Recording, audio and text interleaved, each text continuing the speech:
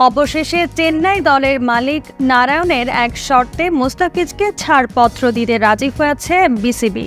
খুব শীঘ্রই মুস্তাফিজ আবারও যাচ্ছে আইপিএলে। এবারের আইপিএলে মুস্তাফিজ অসাধারণ বোলিং করেছে। তার দুর্দান্ত বোলিং এর জন্য ক্রিকেট ভক্ত থেকে ফ্র্যাঞ্চাইজি মালিকরা প্রশংসায় ভাসিয়েছে ফিজকে। তবে মাত্র 9টি ম্যাচ খেলে দেশে ফিরে এসেছে মুস্তাফিজ। আর মুস্তাফিজের অভাবটা প্রতি ম্যাচে হারে হারে টের পাচ্ছে চেন্নাই।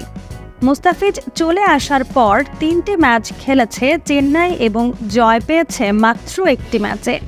এদিকে দলে নেই পাথিরানার মতো গুরুত্বপূর্ণ বোলার। ফলে মুস্তাফিজকে আবারও দল পেতে উঠে পড়ে লেগেছে ফ্র্যাঞ্চাইজিটি।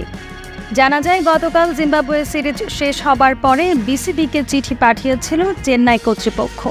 তবে তাদের সেই চিঠির জবাবে মুস্তাফিজকে ছাড়পত্র দিতে রাজি হয়নি বিসিবি।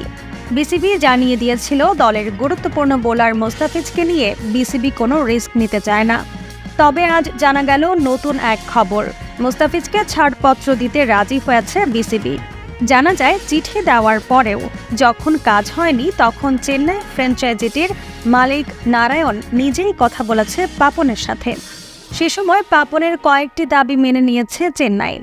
সে সময় পাপন দাবি করেন মুস্তাফিজকে তারা মাত্র 3টি ম্যাচের জন্য ছাড়পত্র দিতে পারবেন। তবে তাকে নিয়ে আলাদা অনুশীলন করানো যাবে না। তাকে যথেষ্ট বিশ্রামে রাখতে হবে এবং তাকে প্রয়োজনে 1 ওভার করে কম বল করাতে হবে।